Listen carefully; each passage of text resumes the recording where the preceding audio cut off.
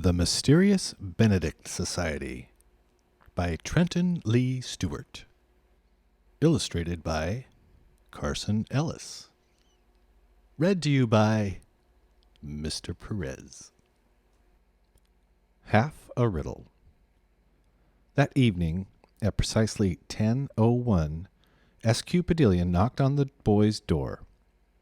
He knocked first with his feet, by accident, and then with his knuckles. Getting no response, he opened the door and peered in. In the dim room, he saw the boys lying on their bunks in their pajamas. Something caught his eye. Something caught his eye, however, and he looked upward. Only shadows on the ceiling. "SQ, is that you?" Rainey asked in a sleepy voice. "Sorry, boys," SQ said, snapping on the light. "I didn't think you'd be asleep so early." "It's only just now lights out. Mr. Curtin wants to see you. Hop up now, both of you, and get dressed. You know, I could have sworn I saw one of your ceiling tiles move." "Probably just a shadow," Rainey suggested, fumbling with his trousers and shoes. "Or a mouse," said Sticky in a cracked voice. His mouth had gone very dry. SQ scratched his head. "A mouse? That's probably it. A lot of students have been complaining about mice in their ceilings lately. I suppose we'll have to put some traps out." As Rainey made a mental note to tell Kate to look out for mouse traps, SQ ushered them from their room. Both boys were in a high state of alarm. Obviously, Martina had convinced Mr. Curtin she hadn't cheated, for how else would she have been made an executive? Thus, Mr. Curtin must know Sticky lied, and no doubt Rainey had been implicated as his accomplice. Which was as it should be, Rainey thought miserably. It was his plan that got Sticky into this mess, twice. At the entrance to the Institute Control Building, SQ stopped.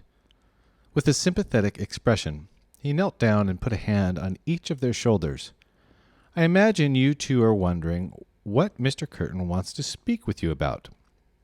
"Oh, yes," cried the boys together, and Rainey's heart leapt.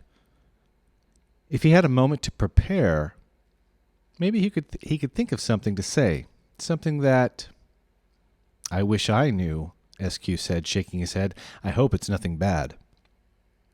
60 seconds later, the boys were alone with Mr. Curtin in his office, trying to breathe evenly and mostly failing. They waited for him to speak. Mr. Curtin had put down his journal and rolled out from behind his desk.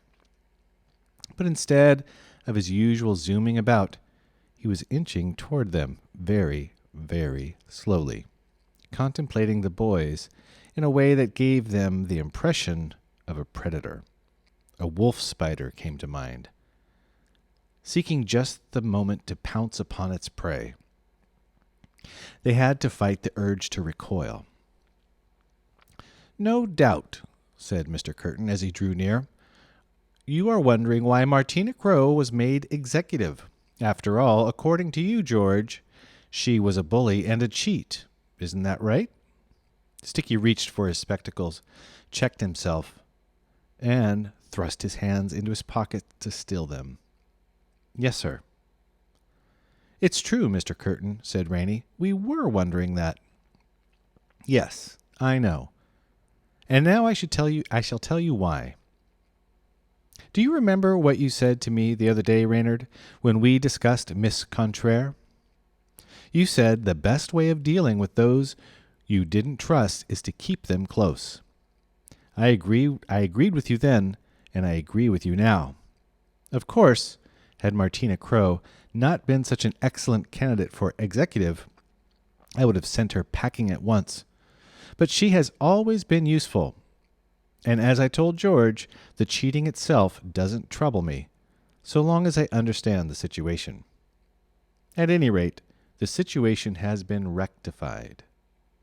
Miss Crowe and I had a brief discussion of the matter. She denied the cheating, I might add. And ultimately, she was promoted. Everything is settled." Everything, that is, except for your situation, Mr. Curtin went on, which is why I have sent for you.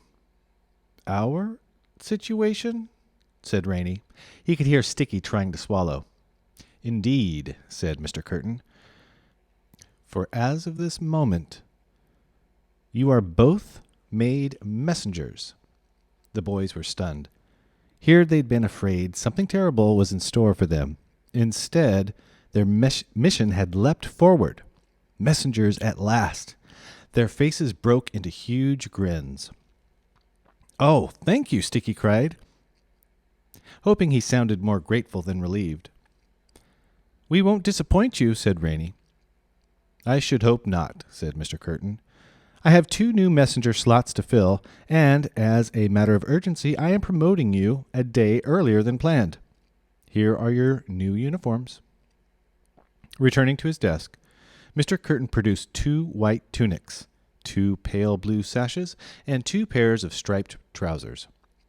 Wear them with pride, and then, who knows, one day you may forgo these striped pants for solid blue ones, just as Martina Crow did today.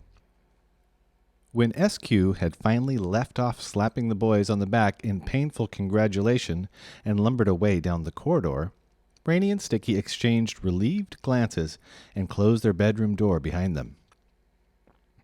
The door's closing revealed the silhouette of Kate Wetherall pressed flat against the wall behind it.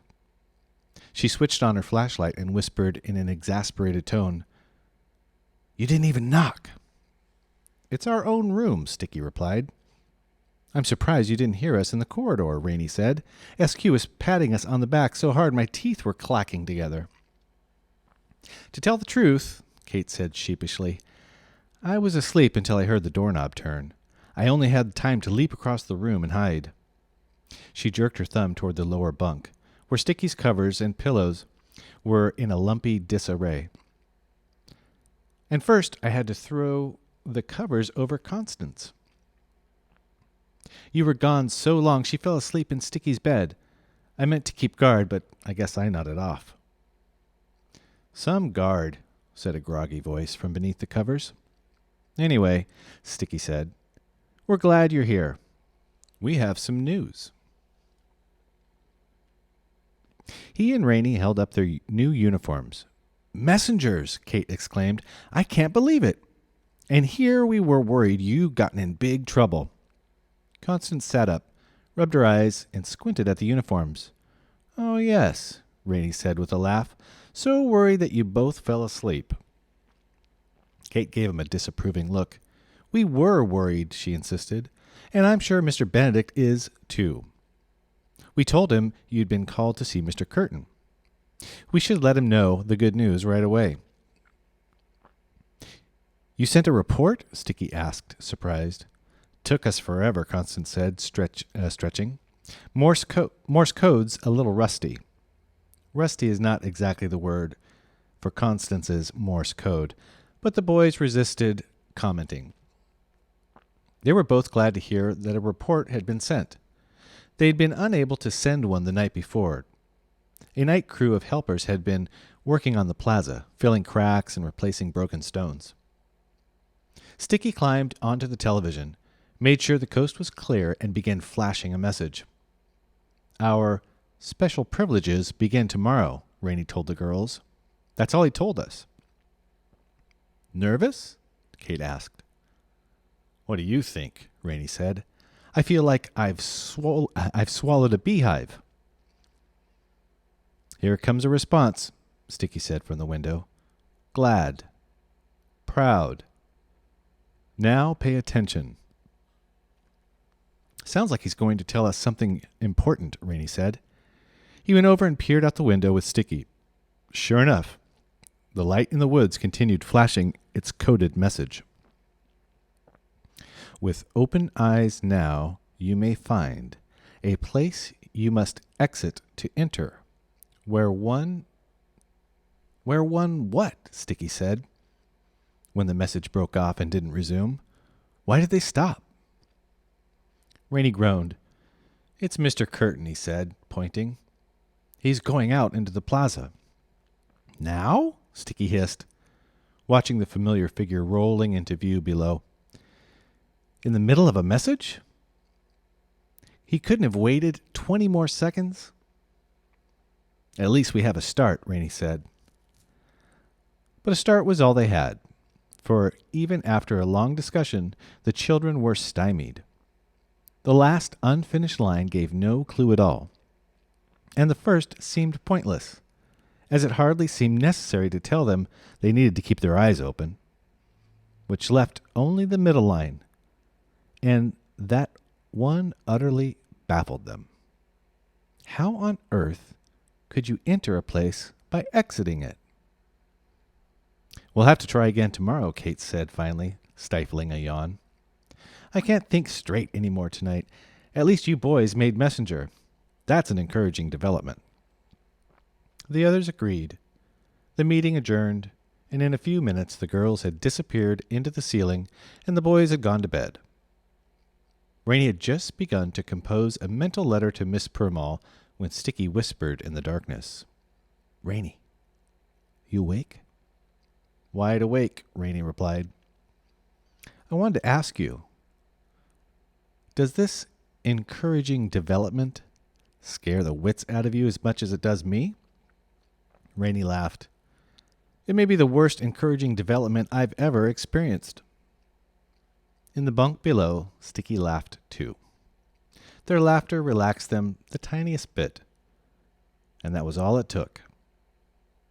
In moments, their exhaustion overcame them, and both boys fell asleep.